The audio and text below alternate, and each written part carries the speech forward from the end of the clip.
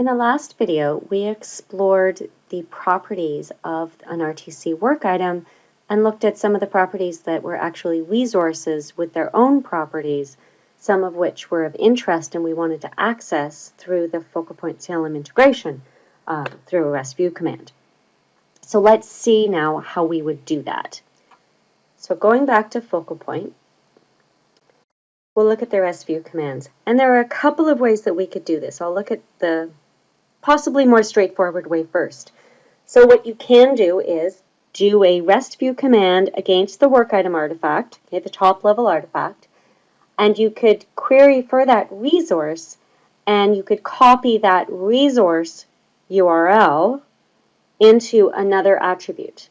So that's what we've done here. We're querying not a work item but the release plan, and we got the progress tracking resource and we assigned that to an attribute that isn't used for anything except REST view commands.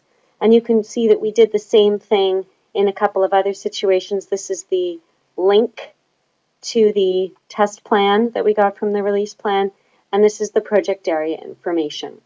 Those were all resources. We assigned those URLs to essentially a temporary attribute, and then we'll use that attribute, the URL from that attribute, as the input to another REST view command. And in fact, that's exactly what we did when we get the plan progress. You can see that we used the release plan progress tracking, and then from there, we copy the values. So that's one way to do it. It's actually fairly straightforward and simple, but it does require 2 commands and 2 jumps. And this might be useful if, so for example, in the previous command where we copied those 3 resources, we're probably only going to run that once, maybe twice, right? The test plan shouldn't change. The project area certainly won't change. The progress tracking won't change. That we would only run once. This command, to get the actual progress, we would probably run multiple times. So that might be a good reason to have 2 separate commands. If you're doing other things with a command, you're only going to run once.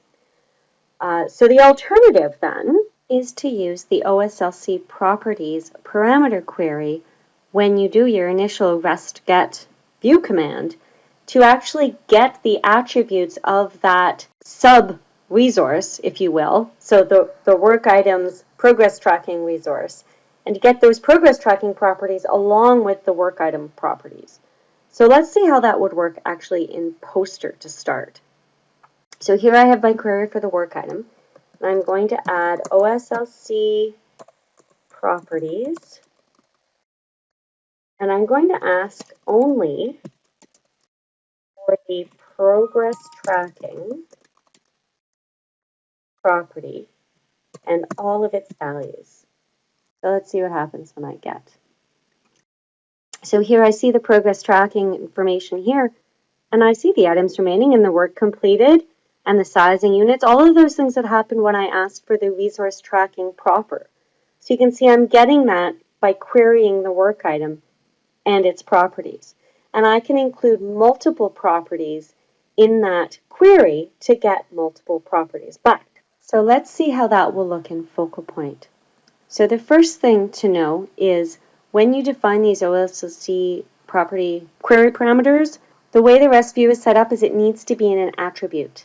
So let's go look first of all at the attributes for the features so you can see the value of that query parameter, because we won't be able to see it from the command itself.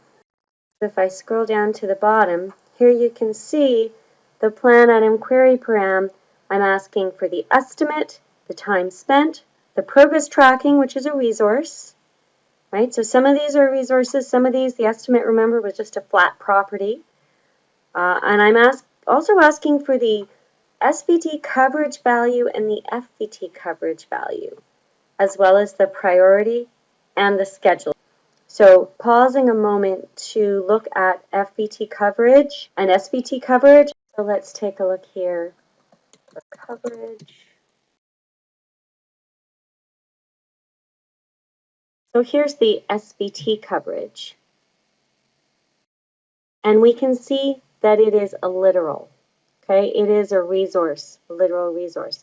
So very similar to what we saw with the state in the previous video, where the state was a value related to the workflow. This is a literal value related to an enumeration. And we'll see this, the same thing is true for the FPT coverage. So let's go back now and see what happened or how we treated these in the REST view command. So looking at how we got details back on this CCM plan item. So we were using that param query. You can see it's set up here. It's OSLC_CM.properties is the parameter itself, and then the value is that list of attributes coming from the query attribute that we set previously, we looked at a minute ago. And now you can see how we're doing the mapping here.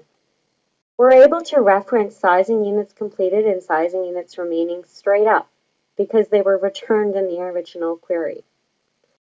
You'll notice here, though, under the testing coverage, we had to do something a little bit fancier, and that's because the attribute we're looking for is the title. You may remember there were a whole bunch of titles. There's the title of the work item itself, there's the title of this enumeration, and the title of this enumeration. So we actually had to make it about the particular resource and the title, so that's a little bit special. And just in case you're wondering up here on the time spent and the estimate, because RTC saves that in milliseconds, we did a little bit of math to calculate what the correct value would be.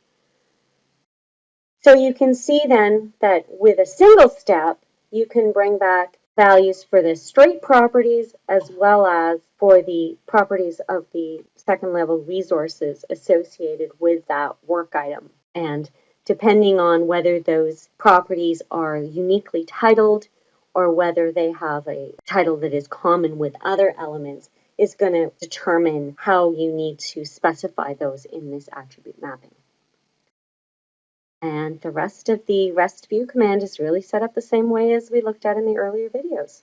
We looked in the previous video about how you explore the properties using the REST interactive client like Poster, and here we looked at how you would then use those in the REST view command. Thank you for your time.